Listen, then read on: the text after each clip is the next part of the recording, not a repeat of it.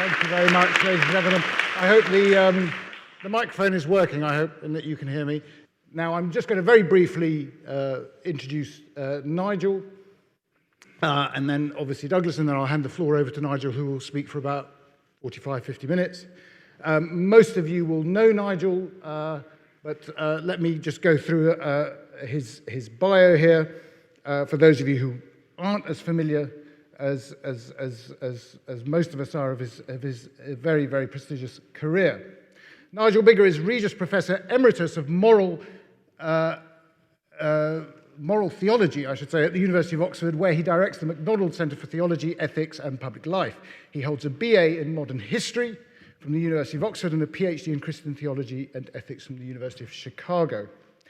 Described as one of the leading living Western ethicists by John Gray, Professor Biggar was appointed Commander of the British Empire for services to higher education in the 2021 Queen's Birthday Honours List. Among his recent books are What's Wrong with Rights and In Defence of War. His next book, Colonialism: A Moral Reckoning, will be published by William Collins in February 2023. In the press, he has written on the possibility of a Truth and Reconciliation Commission for Northern Ireland in the Irish Times, on the Iraq War in the Financial Times, on Scottish independence in the Standpoint magazine, and on the morality of Britain's nuclear deterrent in the Scottish Review, and on Charlie Hebdo and freedom of speech in the Times. He has lectured at the Royal College of Defence Studies, London, the UK Defence Academy at Shrivenham. The next one's in German, so I'm not going to say it. The US Military Academy, West Point, the US Naval Academy, Annapolis, and the National Defense University in Washington, D.C. And apologies to my German friends, that's entirely my fault, obviously, but anyway. His hobbies include walking over battlefields, which I'm pleased to hear, I have to say. In 1973, he drove a Morris Traveller from Scotland to Afghanistan, and I have to say, one of the things that thrilled me was that actually he was a very keen and enthusiastic visitor to Iran back in the 70s. Was it 70s or was it 70s? 73 and Persepolis. Hopefully you didn't engrave your initials on any of the monuments there. And in 2015 and 2017, he trekked across the mountains of central Crete in the footsteps of Patrick Leigh Fermor and his comrades when they abducted General Cripey in April-May 1944. So that's Nigel. Douglas Murray, as you all know, is a best-selling author. Numerous books, his two most recent books, The Madness of Crowds and The War in the West. He's also the associate editor of The Spectator, and as I think most of us know, writes columns for a variety, I think actually most of the print media. So without further ado, could you please show your appreciation and welcome to Professor Nigel Biggar as he gives us his thoughts on deconstructing decolonisation.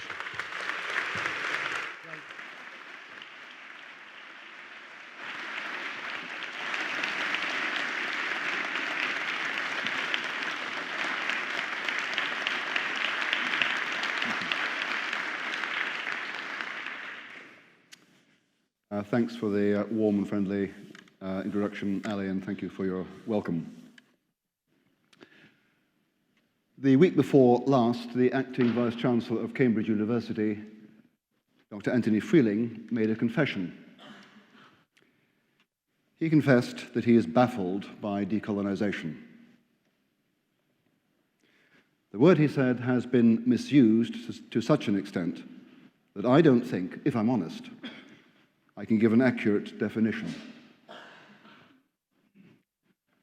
I fully sympathise with his bafflement, as do, I strongly suspect, millions of others. That's because decolonisation can mean a variety of different things, some of which make good sense, but others very bad sense indeed. And the bad ones smuggle themselves into university departments under cover of the good. The original and most natural home of decolonisation is in former British colonies. There it can mean something entirely reasonable. For example, in 1986, the Kenyan novelist and playwright Ngugi wa Thiong'o published a book with the title Decolonising the Mind. And here he argued that African literature should be written in African languages, such as his own Gikuyu. Why? So that Africans can recover a sense of self-respect and stop being in thrall to the assumption that whatever comes out of Europe is better. To which I think the only sensible response is, yes, of course. When translated out of its original post-colony context and into contemporary Britain, decolonization can still make some good sense. It can mean correcting the neglect in school curricula of the history of immigration and the contribution of immigrants to this country. Or it can mean that important texts that have been excluded from reading lists in schools and universities just because of prejudice against the race of their authors should be included. If it is true that the history of immigration and the multicultural reality of Britain has been neglected, and if it is true that important texts have been excluded just because of the color of the skin of their author, then curricula should indeed be decolonized. If those things are true, and have been shown to be true. So far, so much good sense. Less reasonable, however, is the opposition of decolonizers to Eurocentricity and their insistence on shifting attention to non-European cultures and histories. On the contrary, a certain Eurocentricity in British education is entirely justified. Britain is not anywhere. We are located in Northwest Europe, we have a particular history, and we have developed particular institutions and traditions. It is vitally important, therefore, that school education at least should focus on helping budding citizens understand the immediate cultural and political environment in which they stand and for which they are shortly to take full responsibility. Of course, once at university, students can throw off Eurocentricity to their heart's content and immerse themselves completely in African literature, Indian history, and Chinese language if they so wish. Equally unreasonable, I think, is the claim that school and university reading lists should contain an ethnic diversity of authors so that an ethnic diversity of students can identify with them. I say this because it seems to me manifestly untrue that people of a certain race can only relate to, understand, be inspired by, and learn from someone from the same race. White Britons have been admiring the Semitic Jesus for 2 millennia, and the Indian Mahatma Gandhi for over a century. And judging by the occasion on Christchurch's high table 10 years ago, when I was surrounded by a troupe of Shakespearean actors from Kabul, Afghans are perfectly capable of appreciating England's most famous dramatist. Most happily, we really are not intellectually imprisoned in racial silos.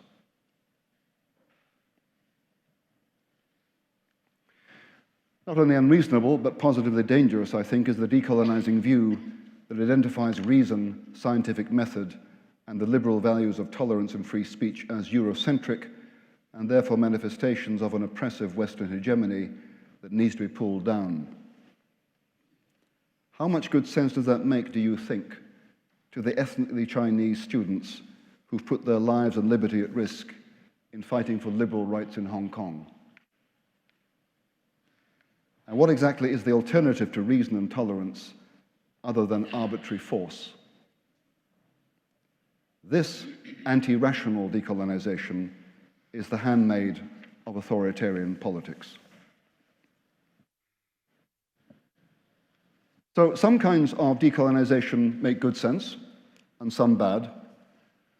But the one that should worry us most, I suggest, is the one that tells the following story. Britain is a systemically racist country. Britain's racism is rooted in its colonial past, which it continues to celebrate, not least in the form of statues such as that of Cecil Rhodes on Oxford's High Street. And the epitome, the essence of this colonial past was slavery, in which Britons treated Africans as subhuman. This view of Africans as subhuman expanded into a wholesale disparagement of non-white cultures, Therefore, we need to expel this lingering racist mentality by repudiating Britain's colonial heritage. That's what I'll call the cultural revolutionary decolonizing story, and the one that smuggles itself into university departments under cover of more reasonable ideas. And it's a false story. False because every one of its main assumptions are wrong. Now, why I think that I'll explain in a moment, but first of all, let me tell you why I think you should care. There are lots of people on the left, and some on the right, who think that the present culture war is either a mendacious distraction or a futile one. I could not disagree more strongly. In my view, the colonial front in the culture war is culturally crucial, and since politics is downstream of culture, it is politically crucial too. Why? Because what's at stake is the self-confidence of the British and their identity as a people committed to support and promote a liberal international order.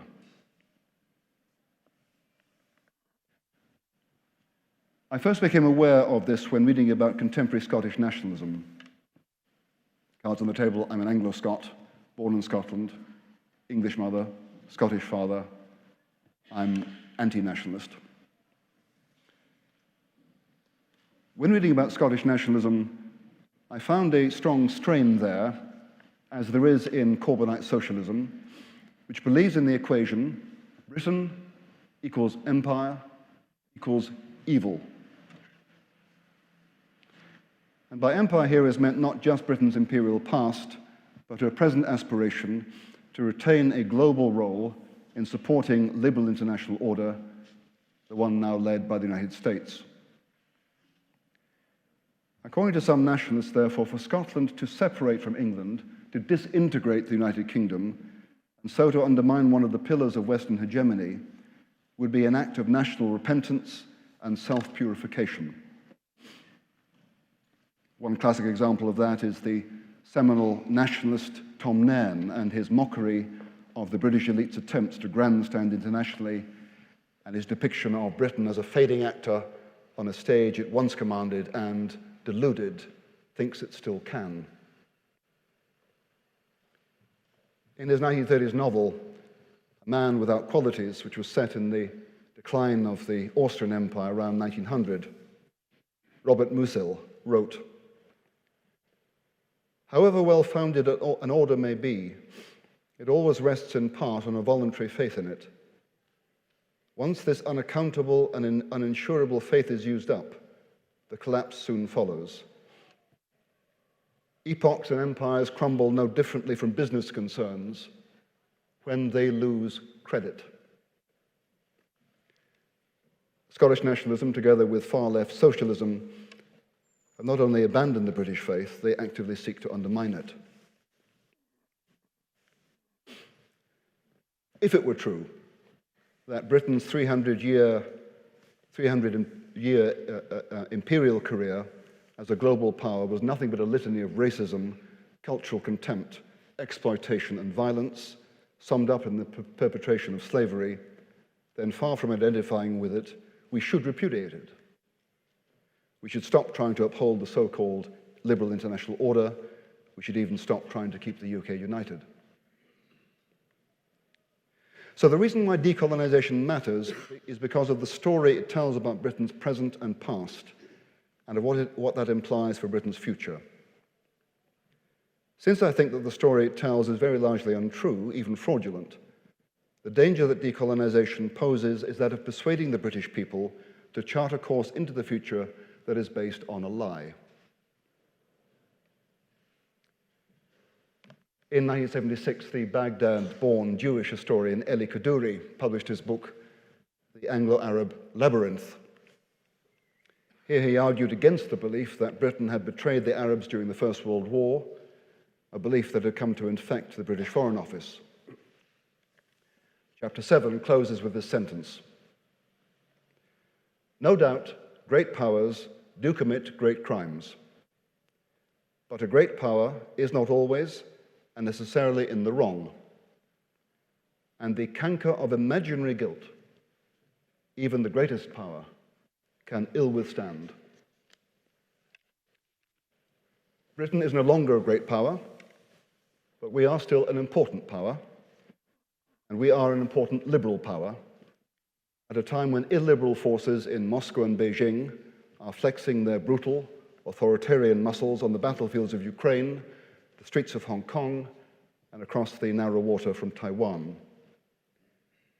So the reason why cultural revolutionary decolonization matters, and why you should care, is that it threatens to infect us and undermine our liberal power with the canker of imaginary guilt.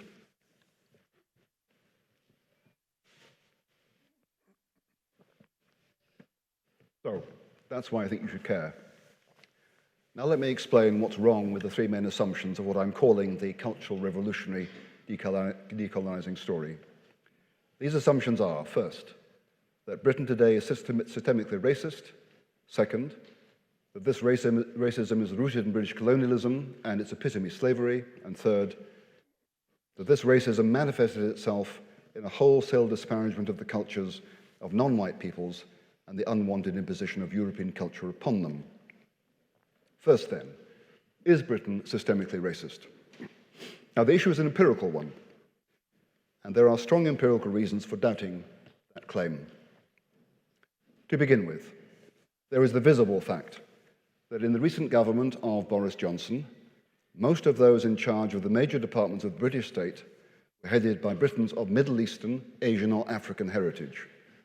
Rishi Sunak, Chancellor, Priti Patel, Home Secretary, Sajid Javid, Health Secretary, Nadhim Zahawi, Education Secretary, and Kwasi Kwarteng, Business Secretary. Kemi Badenoch was then Minister of State for Equalities. If Britain really were systemically racist, that wouldn't have happened. And especially it wouldn't have happened under a conservative government. Systemically racist countries do not fill the highest offices of state with members of ethnic minorities.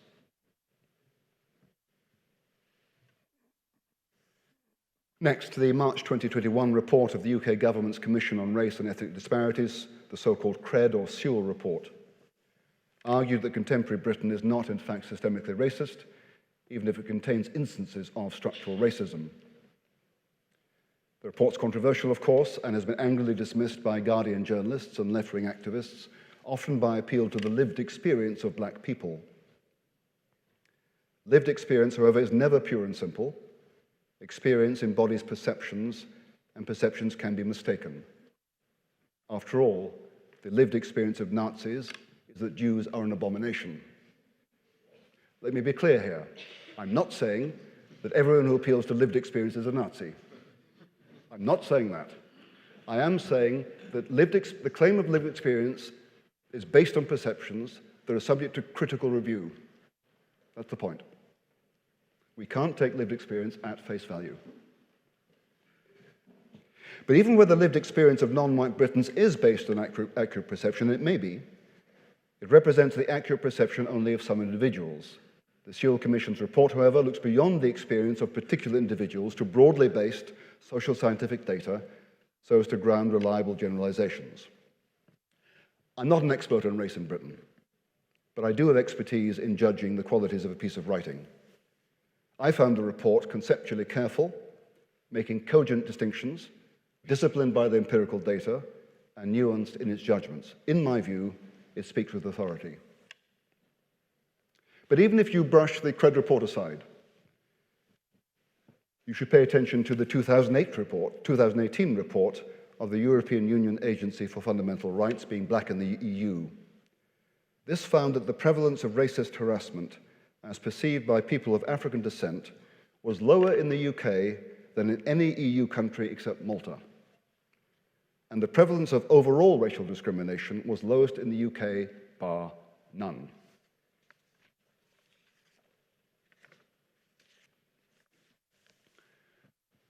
Moving from Britain as a whole to higher education in particular, it's widely assumed by many academics that British universities are systemically racist, but that's not obviously true. Take the following empirical data. On the latest figures, the black, Asian, and minority ethnic population of England and Wales, aged 19 to 25, is over 19%. Yet the non-white undergraduate student intake in UK universities is almost 29%. And even at elite Oxford, it is just under 25%. In other words, the non-white proportion of undergraduate students exceeds the proportion of the relevant age group. And that's been true for several years. Moreover, 9.5% of non-white academic staff are professors, only 2.1 percentage points lower than their white peers. And the situation of different non-white groups varies dramatically. So while the professorial proportion of black staff was just over 4%, that of their Chinese colleagues was 17%, much higher than whites. These figures simply don't bear out the claim of systemic racial bias of whites against non-whites. So for all those reasons, the first main assumption of the revolutionary decolonizing story, I think, to be false.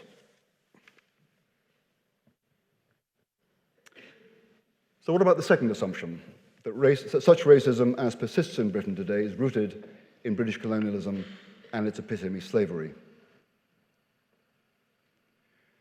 A very large fly in the ointment of the argument that the essence of British colonialism lay in slavery and the racist contempt it embodied is the fact that the British Empire was the first major power in the history of the world to abolish the slave trade and slavery in the name of a Christian conviction of the fundamental equality of all human races under God. In the last quarter of the 18th century, anti-slavery sentiment flourished widely among English nonconformists, especially the Quakers, and the Methodist or evangelical wing of the Church of England. John Wesley, Anglican priest and founder of Methodism, prefaced his 1774 Thoughts upon Slavery with a quotation of the 10th verse of the 4th chapter of the book of Genesis. And the Lord said, "What hast thou done? The voice of thy brother's blood crieth unto me from the ground." The context is Cain's murder of his brother Abel, and the implication is clear. African and Englishman, slave and master, are brothers, common children of the same God. This was the racially egalitarian view that triumphed in 1807, when the British Parliament voted to abolish the trade in slaves throughout the empire, and again in 1833, when it voted to abolish the institution of slavery altogether.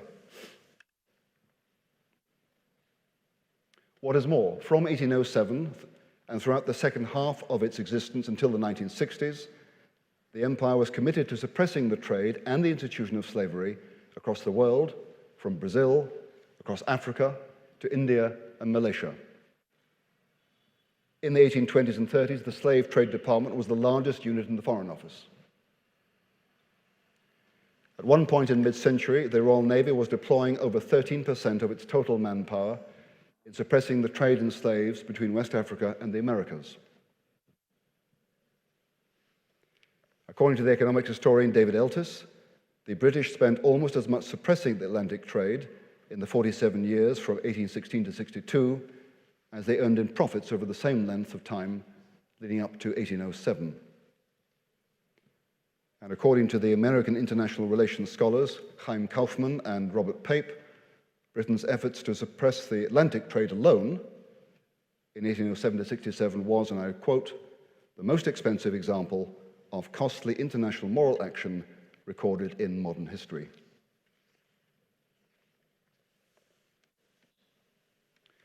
So we can't simply identify British colonialism with slavery and with the racism that lay behind it. Because for the second half of its life, the one closest to us, anti-slavery, not slavery, was at the heart of British imperial policy. One mark of this discontinuity between the first and second halves of the British Empire's life is the witness of African Americans in the 19th century. As the American historian of evolution, John Stauffer, has written, and I quote, "Almost every United States black who traveled in the British Isles acknowledged the comparative dearth of racism there. Frederick Douglass, the famous black abolitionist, noted, after arriving in England in 1845, I saw in every man a recognition of my manhood and an absence, a perfect absence of everything like that disgusting hate with which we are pursued in the United States.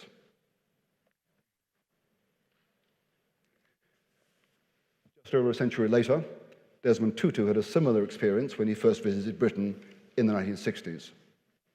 According to his obituary in the Times newspaper last December, and I quote, "It was in Britain that Tutu first began to realize the intrinsic evil of apartheid. Police officers were polite. White people did not take precedence in queues. He visited Lord's, the Royal Albert Hall, and the Travellers Club in Pall Mall. He lost the sense of inferiority most black South Africans felt in the presence of whites. And he lost it here.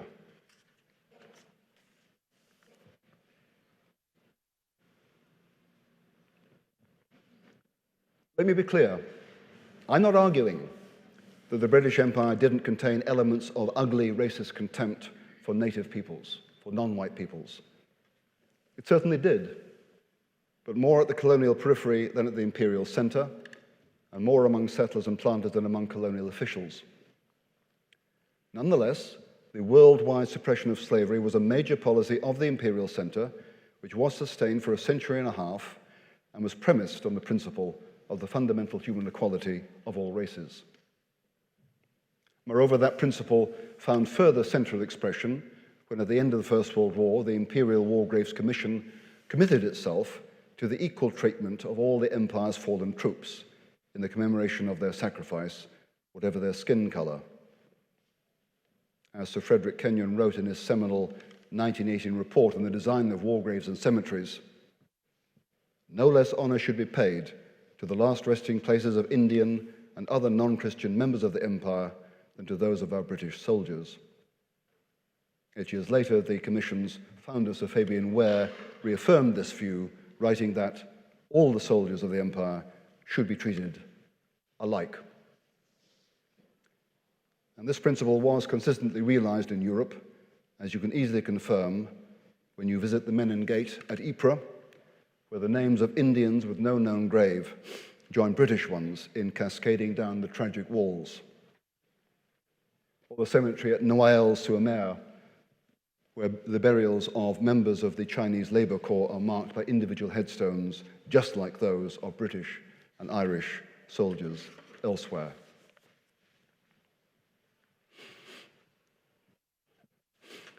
Now we arrive at the third main assumption of the revolutionary decolonizing story, namely that British colonial racism manifested itself in a wholesale disparagement of the cultures of non-white peoples and in the unwelcome imposition of white culture upon them. To begin with, let's just remember that human cultures are constantly in the business of learning and borrowing from one another. They don't sit in racial silos, hermetically sealed against one another. For example, the religion that has done most to shape European culture, Christianity, wasn't invented in Europe. It arose in the Middle East among a Semitic people who did not speak a Romance or Teutonic or Slavic language and whose skin color was not pink.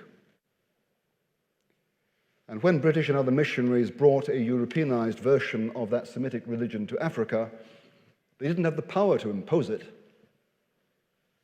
But they didn't have to, since with its message of the brotherhood of man and equality in Christ, Christianity often proved naturally attractive to African refugees, slaves, children, marginalized adults such as women, and repressed teenagers such as girls fleeing compulsory circumcision.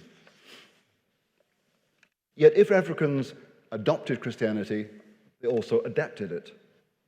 They didn't swallow the European version wholesale and passively. They acted upon it and Africanized it. Famously in Kenya, many African Christians refused to accept the European missionary prohibition on polygamy, and so they set up their own independent African churches.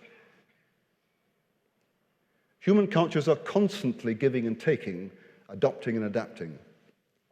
So to divide the world into simplistic, static, white and black cultural blocks is just not intelligent. And so the idea that each culture has some natural moral monopoly in its own creations and that cultural appropriation is a form of theft seems to me to be absurd. If it were true, then everyone in this theatre now wearing trousers would owe the descendants of the ancient Gauls and Teutons compensation. So I think Ali will tell you the Persians invented trousers. Far from being contemptuous of the foreign cultures they found themselves in, British Empire builders were often fascinated by them. Take, for example, John Malcolm. Born in 1769 to a tenant farmer just east of my own native turf in southwest Scotland, Malcolm left home at the age of 12 with a parochial school education and travelled south. He did this because his father had gone bankrupt and could no longer afford to feed his 17 children. Once in London, Malcolm joined the Madras Army of the East India Company, and just over a year later, at age 13, sailed eastward. While in India, he became fascinated by Persia, learned Persian or Farsi, led 3 diplomatic missions to the Shah of Persia, and wrote a history of Persia that Goethe is known to have borrowed 3 times from Weimar State Library, and which is still, thanks to Cambridge University Press, in print. Now, it's true that Malcolm's interest in Persia was propelled by diplomatic and, in that sense, political motives. And while not necessary, it is possible that he lived down to Edward Said's post-colonial stereotype of the British imperialist whose only motive for taking interest in native cultures was to enhance British power. But if that was true of Malcolm, it was not universally true. As the historian of British India, David Gilmour, has written, and I quote, "No serious survey of the scholars of the Indian civil service could conclude that they were a body of men who employed their skills to define an Indian other and create a body of knowledge for the purpose of furthering colonial rule. Most were just like the German Orientalists who had no colonialist agenda of their own, men motivated by pure curiosity and a desire to learn. Some might even admire what they studied, the character of the Buddha, the vernacular literatures, the empires of Ashoka and Akbar, the architecture of Agra. What imperialist use could be made of John Faithful Fleet's work on the inscriptions of the Gupta kings, or Evelyn Howell's translation of the Masud Ballads, or Arthur Coke Burnell's catalogues of the Sanskrit manuscripts in the Palace of Tanjore? How one wonders are such works, as Said claims, imbricated with political power? And how do they fit in with Said's theory that all academic knowledge about India is somehow tinged and impressed with, violated by, the gross political fact of British domination? Indeed, far from pressing down, according to the Indian man of letters Nirad Chowdhury, the British Orientalists raised up, because in rescuing classical Sanskritic civilization from oblivion, people like Warren Hastings and Sir William Jones, and I quote, rendered a service to Indian and Asiatic nationalism which no native could ever have given. At one stroke, it put the Indian nationalist on a par with his English ruler. It gave him the material out of which to build the historical myth of a Hindu civilization that was superior to Europe's.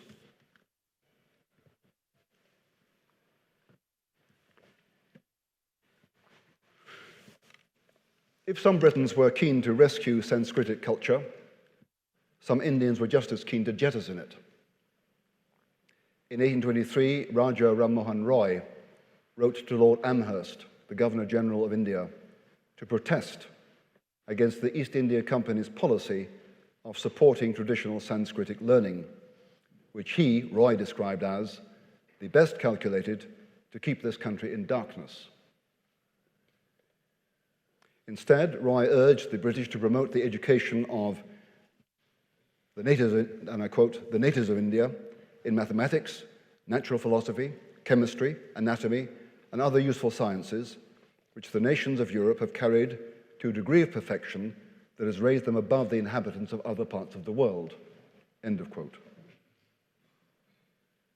Note, here, it was the British who wanted to invest in classical indigenous Indian culture, while a progressive Indian dismissed it as benighted, urging instead that Indians be allowed to share in modern European enlightenment. A decade later, Ram Mohan Roy traveled to England to lobby in favor of the East India Company's banning sati, Indian custom whereby widows burned themselves alive on the funeral pyres of their deceased husbands. In 1833, Roy died in what is now a suburb of Bristol, where he lies buried, and where a statue raised in 1997 now stands. Again, I'm not saying that in addition to elements of bona fide curiosity and admiration, the empire didn't contain elements of cultural repression, born often out of political fear or racist contempt. I think here of the repression of Gaelic culture in Ireland and the Scottish Highlands. Nonetheless, this needs to be distinguished in a way that talk of cultural genocide does not distinguish from the well-intentioned policies of native assimilation to British culture. When the people of one culture meets another and dominates it, overwhelmingly in number and power, only three outcomes are possible. Either the dominant people annihilates the dominated one, or the latter adapts and assimilates, or the two peoples separate. Either annihilation, or assimilation, or separation. British colonial settlement did sometimes inadvertently cause the annihilation of a native people, as in the case of the Beothuk of Newfoundland, inadvertently. The third option, separation, of which Afrikaner apartheid or separateness was a version, was never British imperial policy. Whether in Canada, Australia, New Zealand, or South Africa, that policy was basically assimilation, even when provisional separation was countenanced. The egalitarian view that native people were essentially equal to Britons, possessed of the equal potential to develop economically and culturally, predominated in the imperial metropolis, even when some settlers on the colonial periphery doubted it. Policies of assimilation usually involve such things as the creation of land reserves, the provision of native schools, and the promotion of agriculture. The consignment of Native Americans or Maori to reserves did involve provisional separation, of course, but only to shield them from being overwhelmed by too rapid change while they learned to adapt. The goal of assimilation was the full integration of native peoples into European society as equal citizens. Accordingly, in South Africa's Cape Colony, black Africans were granted the vote on the same terms as whites as early as 1853, 16 years before the 15th Amendment to the US Constitution. In New Zealand, all adult Maori males were granted the vote in 1867, and their native counterparts in eastern Canada were granted it in 1885, although tragically that was revoked the following decade. By its very nature, cultural assimilation involves change. It involves letting go of at least some of the old and taking hold of some of the new. One of the benefits of imperial rule in Australia, New Zealand, and Southern Africa was the ending of endemic intertribal warfare. The ending of persistent war is good, but it does entail the redundancy of warriors. Young Aboriginal, Maori, and Bantu men had to learn a new way of life because the old one was gone from them. And on the western prairies of Canada, the sudden collapse of the bison population in the 1880s meant that the economic basis for traditional native life vanished. Members of the First Nations of Canada had to change in order to survive, and they knew it, which is why their chiefs insisted on the provision of schools when they were negotiating the so-called number treaties between 1871 and 1921. And well into the 20th century, they were lobbying for more residential schools. Yes, the residential schools currently vilified in the press. Residential schools where their children would be immersed in the English language and learn a settled agricultural way of life. Now, the assimilation sufficient for survival and flourishing in the new future need not have involved the wholesale jettisoning of the past. It could have been discriminate and too often it wasn't. Some white teachers of native children were indiscriminately disparaging of their traditional culture to a racist extent. That was wrong and lamentable. But the main point still stands. The British Empire's policies of assimilation were intended to rescue native peoples from a past that was irrecoverable so that they might flourish in a future that was unavoidable, and that they might do so as equal citizens.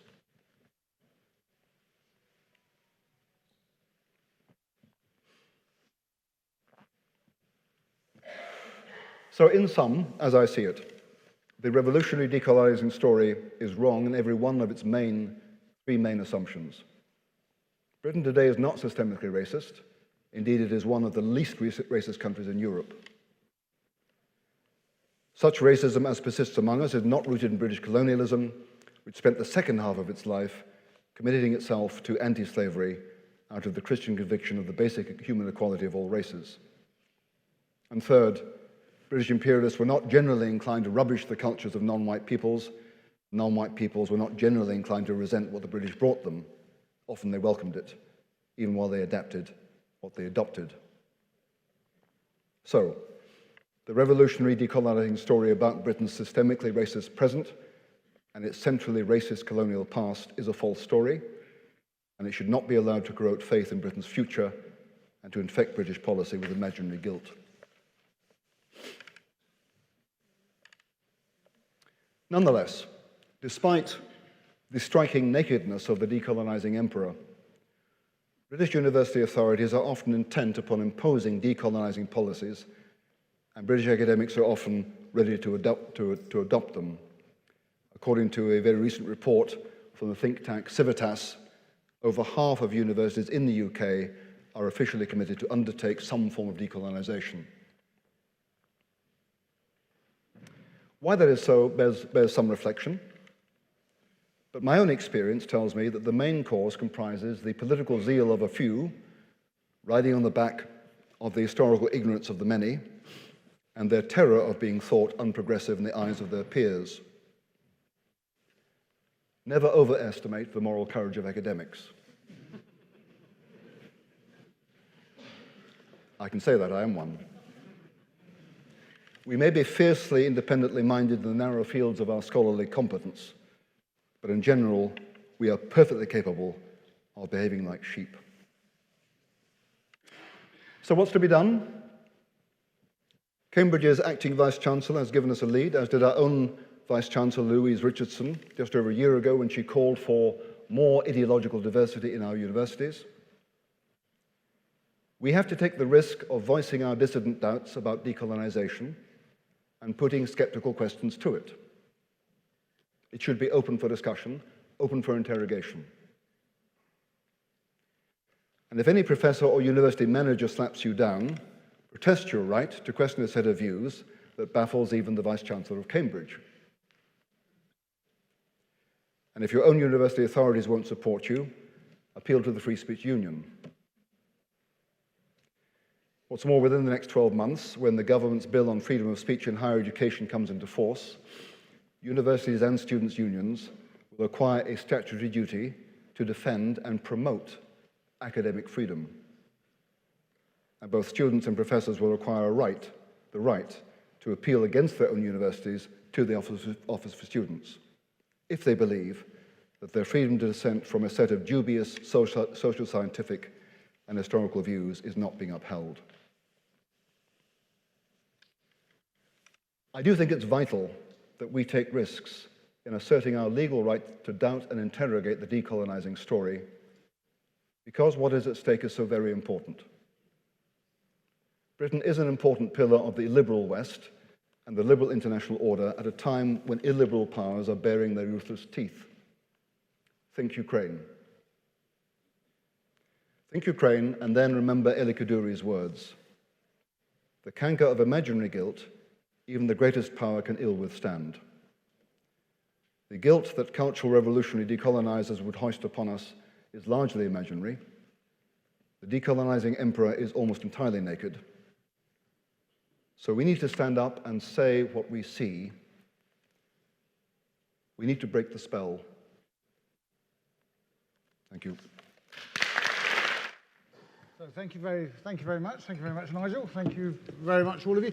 I just to give you a sort of a health warning to begin with. Obviously, I was meant to be chairing this session and not being the discussant. Kemi Badenoch was meant to be doing that. So I am going to say a few words in lieu of Kemi Badenoch on my thoughts about the paper, coming from the particular background that I do. And I'm pleased to see there's a number of people in the audience who know the Middle East and know the Persians reasonably well, one in the front row here. So it's something that I'll mention a few thoughts, both from my personal experience of life and work in the United Kingdom, but also some of the ideas that I think Nigel has put forward in his characteristically thought-provoking lecture about the way in which also ideas and thoughts and concepts are working in our modern academic framework. So forgive me if my ideas are a little bit disjointed. I'm going to put forward a few thoughts, really, that I have, because I have been sort of prepared rather late, and then I will open up for a discussion, obviously, between ourselves, and Douglas will obviously have thoughts as well. So I should say that, you know, I come from a particular perspective that is as a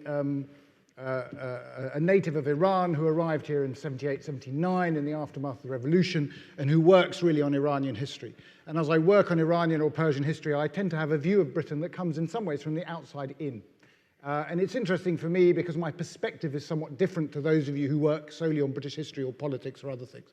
And it's always been quite striking for me how that comparative and contextual framework is often missing from many of the critiques of Britain. I've never really struggled talking about, for instance, the Persian Empire as something that many Iranians find a great amount of pride in. Pride is not a word that one can use when you're British and talking about British historical experiences or imperial experiences.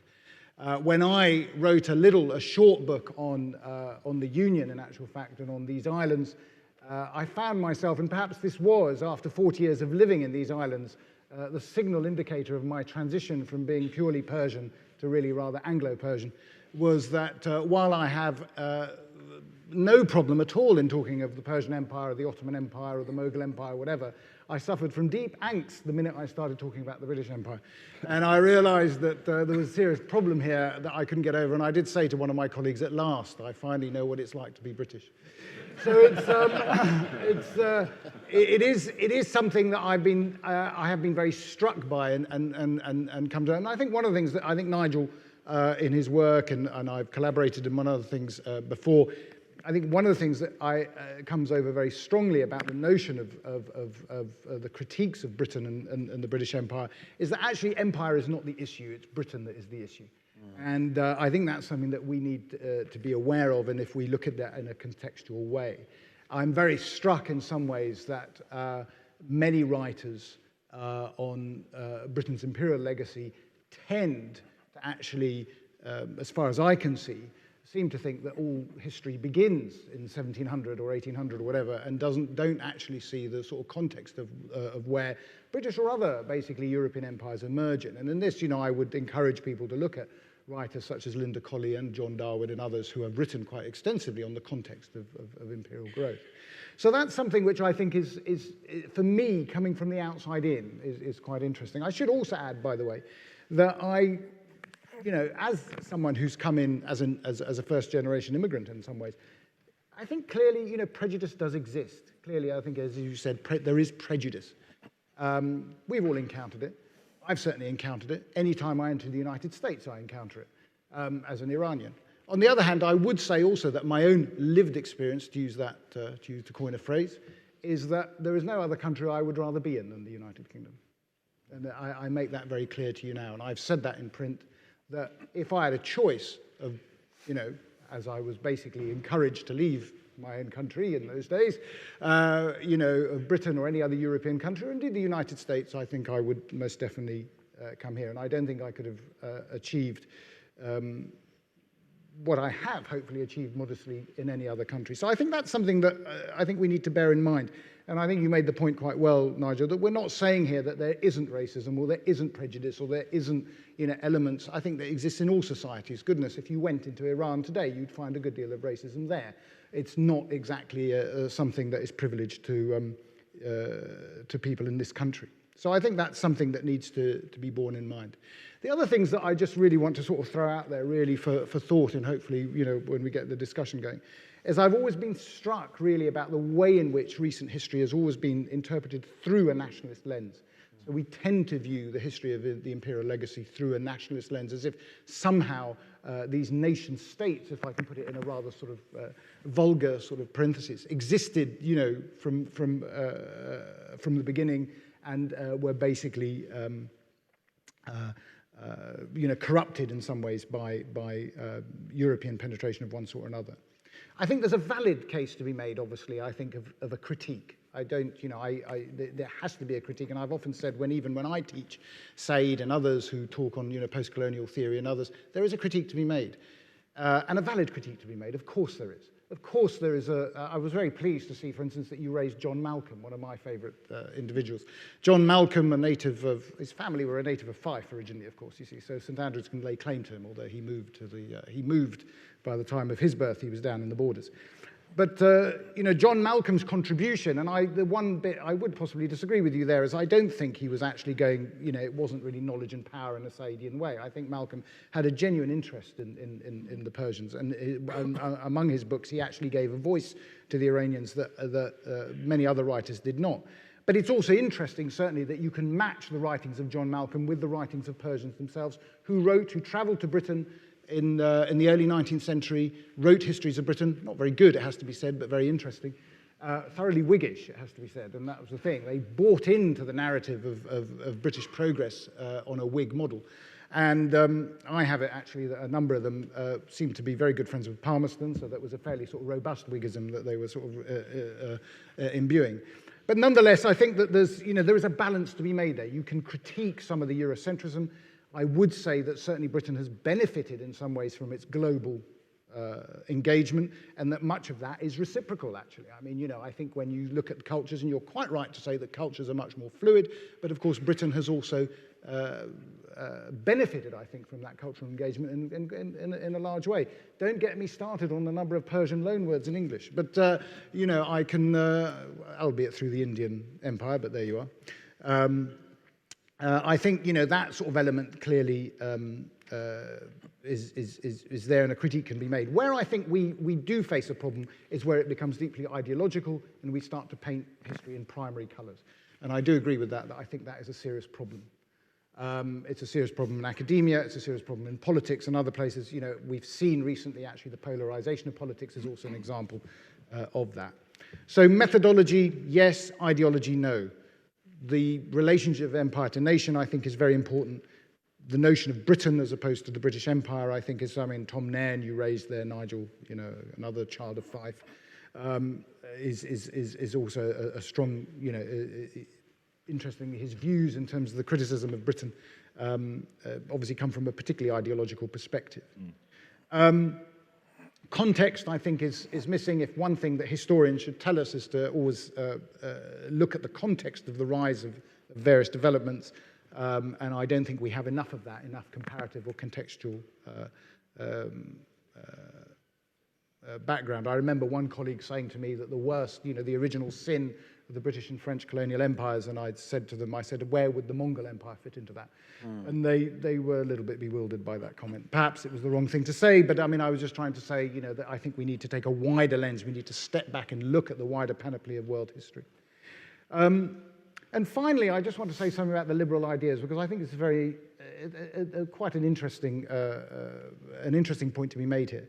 We're living at a time, ladies and gentlemen, where Iran is in upheaval, and it's quite interesting to see what's going on in Iran. And women are tearing off their headscarves, and they're asking for basic human and civil rights. And their basic human and civil rights, I think, would be very familiar to the people of this country, Europe, the United States, and others. And I've been very struck, I have to say, by the number of journalists and others who are somewhat bewildered by what's going on in Iran, as if somehow, the aspiration for civil and human rights, it's a bit strange because it doesn't fit a particular narrative. And it doesn't fit a particular narrative because basically they're aspiring to rights that are part of really that great legacy of the European Enlightenment. I don't like to call it the European Enlightenment, I have to say, because many of the early Enlightenment thinkers also borrowed very heavily from other cultures in order to justify many of their opinions, but let's not quibble. But nonetheless, those ideas of the Enlightenment, and I'm a strong, I think I would be an arguer of that, is that what we need to see is really not a reformation, by the way. Everyone always used to say to me that we need a reformation in Islam. I always said, you have no idea what the Reformation did to Europe. But I think the Enlightenment is something that it's not a bad thing at all. I don't think we should be embarrassed about it. And I think there are many people in Iran today, many women, many girls in their classrooms and others. And as I said in a little short piece in the paper that you are the associate editor of, I think, I said it must be galling for the people in Iran, the Ayatollahs in Iran today, seeing that girls burning their headscarves rather than the American flag. And it's a sign that any amount of indoctrination doesn't work at the end of the day. Anyway, I shall leave those rather disjointed comments there. I'm happy, I don't know, Nigel, if you want to come back to that, or Douglas, whether you wanted to, do you want to say, but maybe shall I pass on to Douglas? Just a very small point. You're not going to be rude about John Malcolm. No, certainly not. But your point about the Enlightenment, I mean, the quotation that I read you from Ram Mohan Roy's letter to Lord Amherst, I really wanted to present it to you as if it was written by an Englishman, right? Saying how benighted Indian Sanskritic culture was and how European culture was so superior, and then to shock you by saying that was written by an Indian.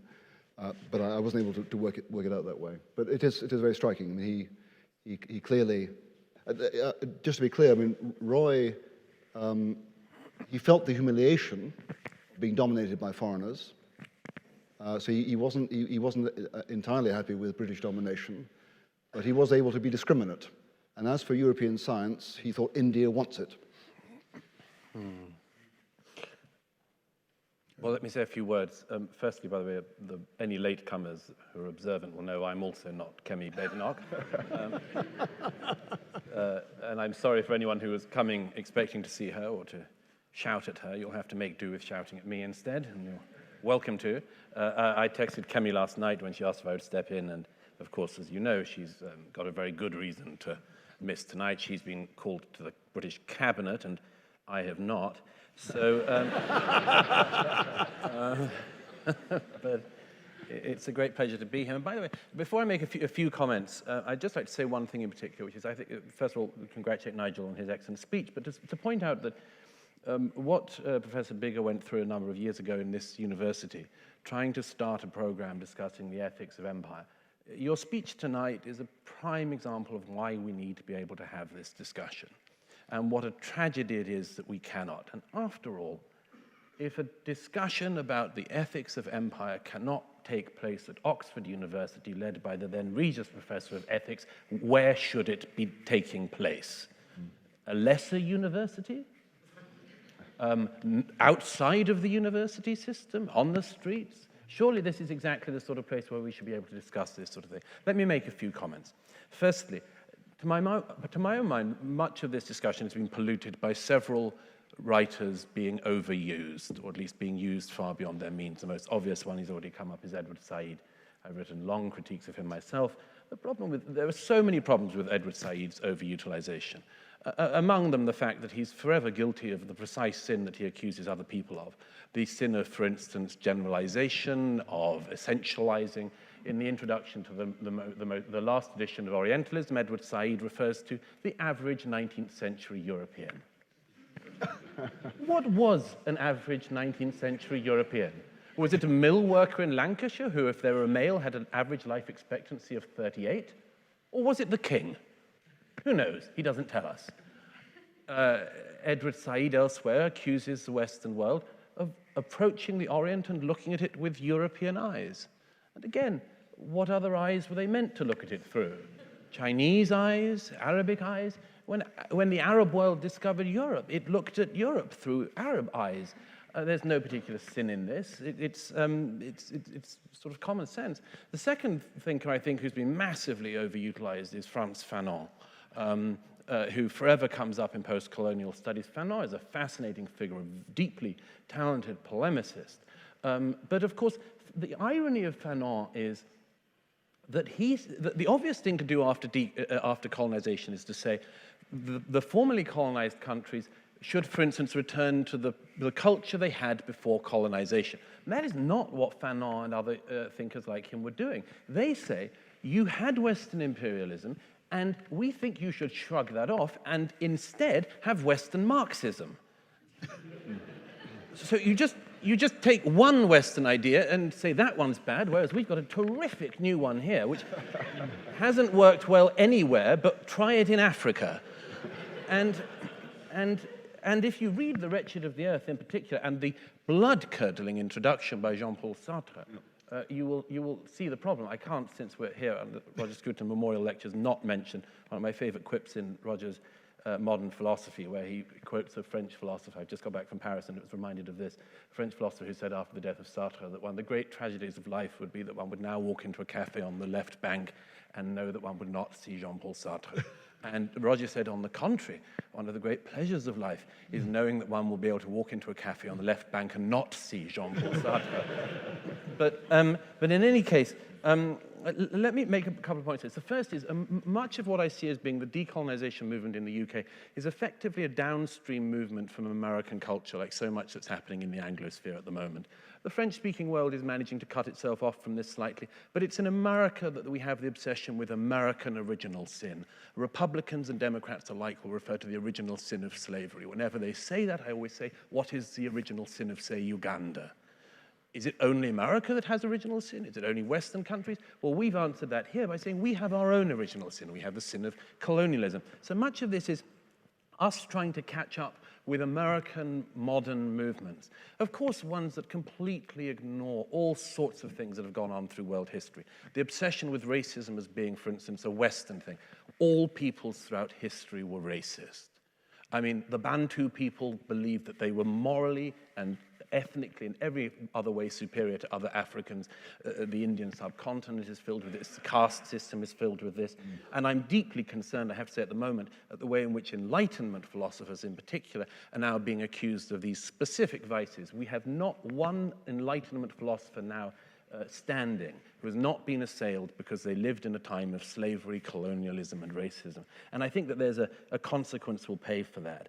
A few more thoughts very quickly before I open up. There are several myths that need to be busted if we're going to get somewhere to the truth on this. And let me just throw out a couple. The first is that decolonization happened because the colonized nations desired to be free. And that is actually not the case, I think, and the historical record shows. Decolonization occurred because after World Wars I and II, the European peoples and the governments did not want to run empires. We lost the will to do it. That is a morally neutral fact, but the follow-on from that that's very important to stress is that the decolonization program was messy, deeply messy, and it wasn't all to do with the colonizers' faults. You know, when Congo was becoming independent, the king of Congo called up the king of Belgium, telling him that Patrice Lumumba was a madman, that the Congo must not go into his hands. It was the same in Tanzania. Julius Nyerere went to the United Nations and said Tanzania is not ready for independence. And Nyerere believed that it wouldn't be ready for independence until around the year 2000. So much of this was Europeans getting out and the countries in question not being ready. I have to make one or two other comments quickly. The first is this. How little people knew at the time is something I think that we need to remember now. There is such a modern vanity that peoples in history knew what we knew. I was speaking recently to one of Columbus's biographers, and you know when Columbus set out to try to find the route to China and accidentally discovers America and is sort of disappointed because he's not going to get his money because he hasn't found China, he has a letter to the rulers of China. And one of the letters given to him by the King of Spain is addressed to the Khan. No ruler in China had used that title for 200 years. What does this mean? Europeans had had no contact with China since Marco Polo 200 years earlier. We didn't know anything. The people setting out didn't know anything. And the final point I've got to make is this. Oh, by the way, I've got to say about Tom Nairn. I mean, this is a sort of victim race. I've heard this from Welsh nationalists and others. The deep desire to say we were the first victims, you know. We were the first victims of the empire. The others came next, but we were the first. They, of course, in Scotland, completely ignore that they attempted an empire. It failed horribly, and that's why they had to join the Acts of Union in 1707 whilst bankrupt. But let me just finally say, the worst thing in all of this, the one that gets me the most, which I've written about in my recent book, is this, is what Nigel describes as cultural appropriation. Cultural appropriation is absolute cancer to culture. The whole history of culture is of sharing and of learning. And I was very struck, and I'll pass over to you on this thought, I was very struck when I was looking at this and writing about the concept of cultural appropriation recently. I was struck by the fact in the US that it's always focused on, for instance, Halloween costumes. Not the most important thing in culture, I think you'll agree, or, for instance, hair braiding. And I thought, why is this always about relatively frivolous things? And I realized it's because you couldn't do it on the serious things. When Olivier Messiaen learns some Indian rhythm, is he stealing?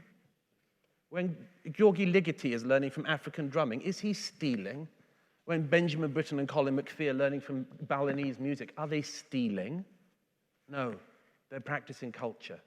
And it's not cultural appropriation, it's cultural appreciation of an incredibly deep kind. And if we believe that cultures have to be siloed and we cannot speak, then we go to hell.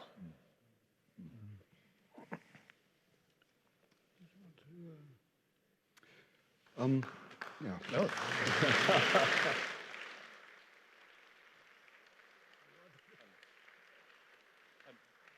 I'm very glad my mother's in the audience.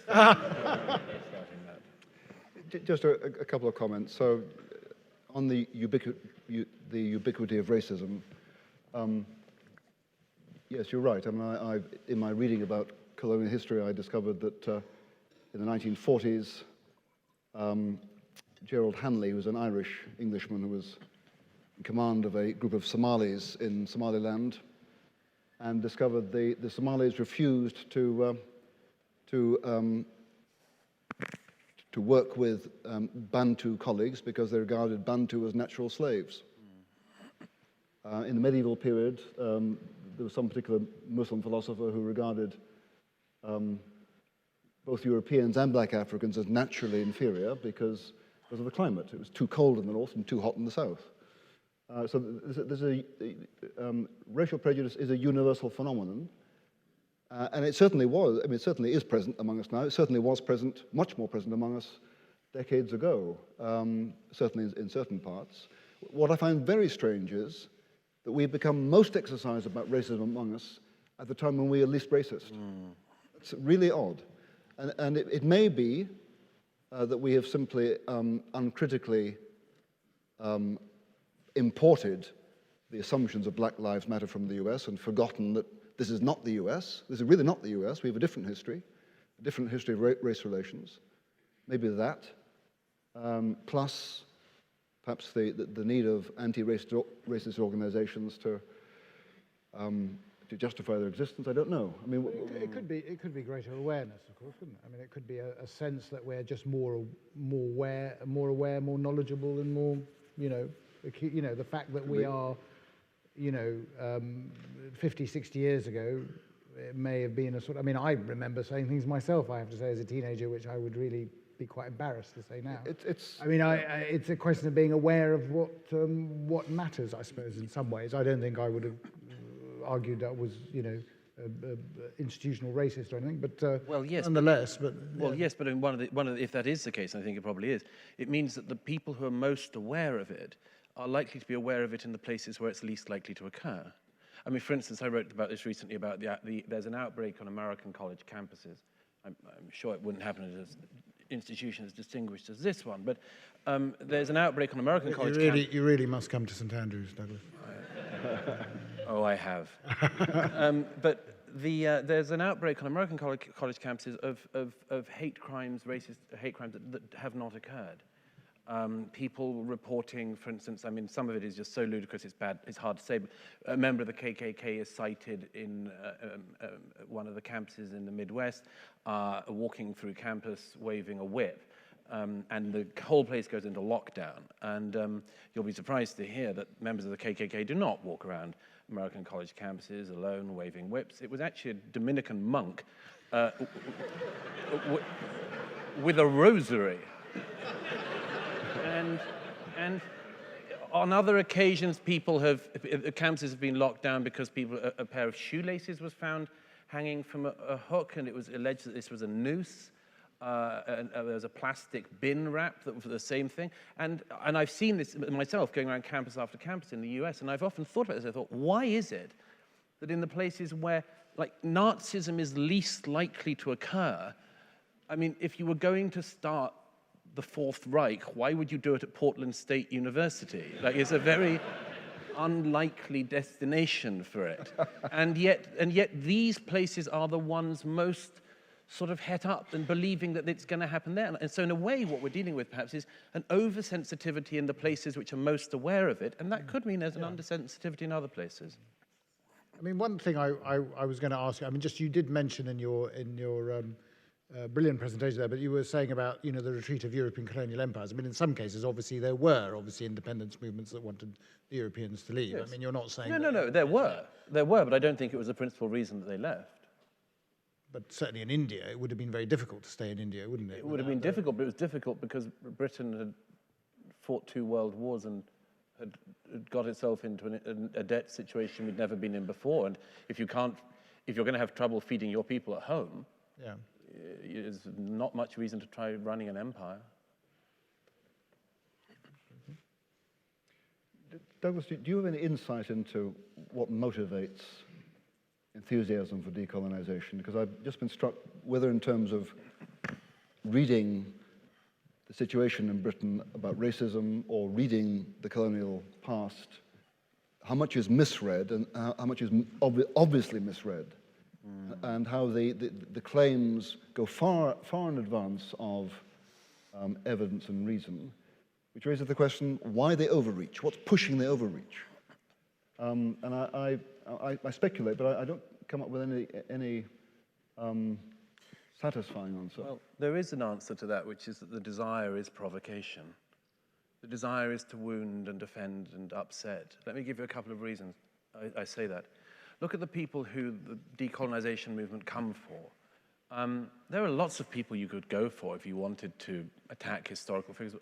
Why go for Winston Churchill? Why go for the British leader most revered, who most people in Britain still connect with the generation of our parents and grandparents who fought the Nazis? Why go for him? Why keep attacking his statues, not just in London, but in Edmonton, Canada, and around the world? Why go for Churchill? And I was discussing this with one of Churchill's biographers, and a couple of days later I was doing an interview with one of Abraham Lincoln's biographers, and Lincoln has the same thing, accused of racism. The man who ended slavery in America, accused now of racism. He doesn't hold exactly the views we hold in 2022, amazingly. And he's guilty of living in the past. And that concomitant sin, he's guilty of being dead. I mean, that's the worst thing about dead white males, not just that they're white and male, but they died. I mean, what kind of losers are we talking about here?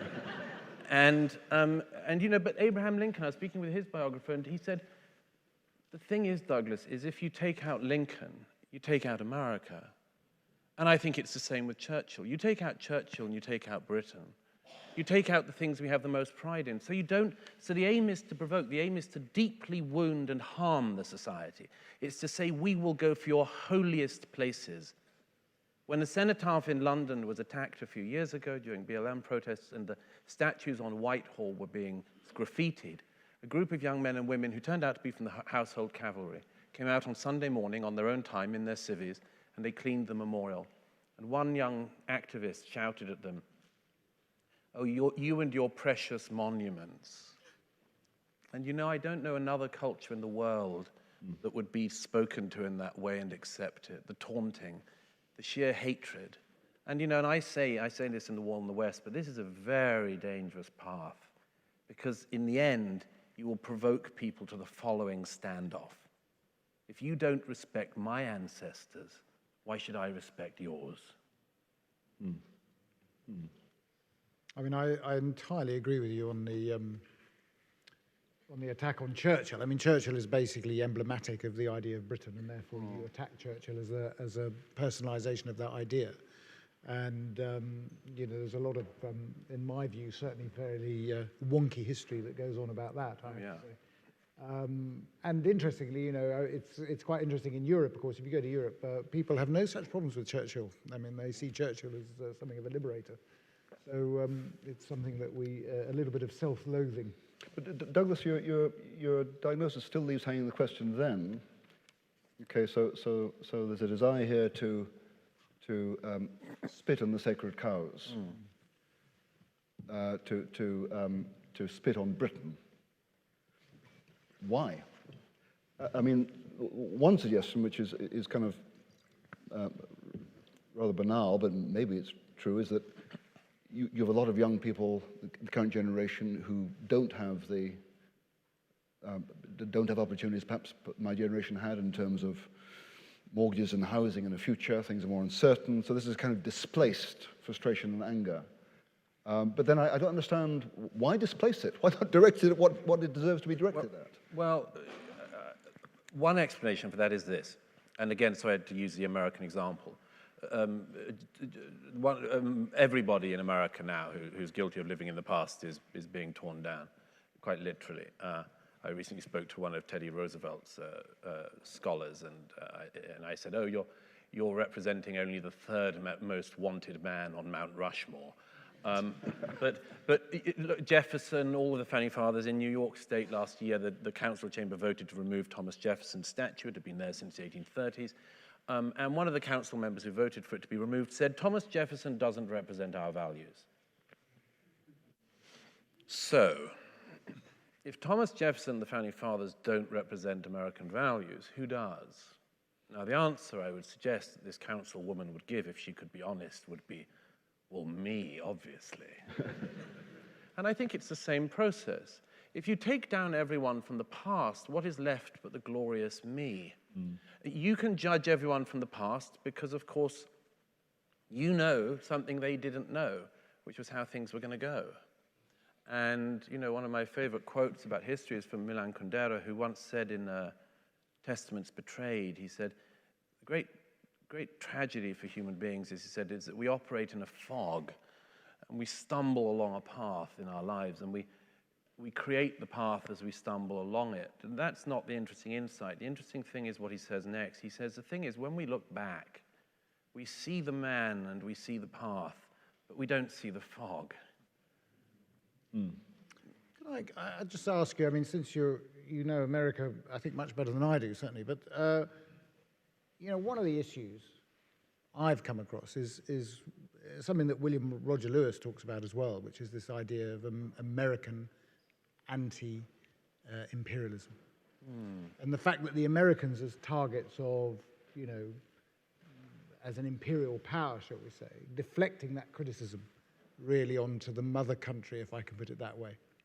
And that itself, there's a huge amount of criticism. I mean, I noticed, you know, after the death of Her Majesty, you know, there was a lot of American journalese, shall we say, punditry going on about how reparations for slavery should be, the royal family should pay it. Yes. Yeah. I mean, I was very struck by that because I always said it's amazing. I mean, America literally is a settler colony. Yes. And yet it's basically criticizing, you know, Britain as in a sense the original sin. Well, I mean, I suppose it's transferring the guilt, I think, isn't it? Yes, absolutely. It's the same. It's the same thing. They have their original sin, we have ours, and they want to. I mean, they didn't even observe. They didn't observe 10 days of mourning in the American press. They observed about 3 hours at the New York Times.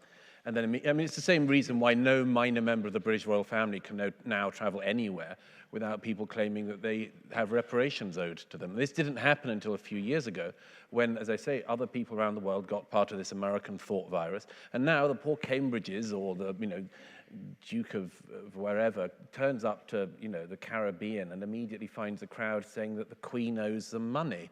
And I mean, apart from the fact that, of course, it was George III who signed the Anti-Slavery Act in 1807, that this was a long time before the Queen, and that in any case, if they want to talk about reparations, apart from what you said, Nigel, you know, there is also, of course, the fact that throughout the 19th century, British households all paid more in goods because we would not deal with slaving nations. So this actually cost us an even greater amount than the amount you just described in direct costs. The secondary costs were vast.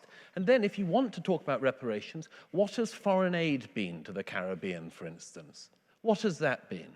So what this really is, in my own view, and I'm sorry to sound polemical about this, but what this really is people saying, you never paid. And the real response is either A, we did and you don't know, or B, you're just rattling a tin.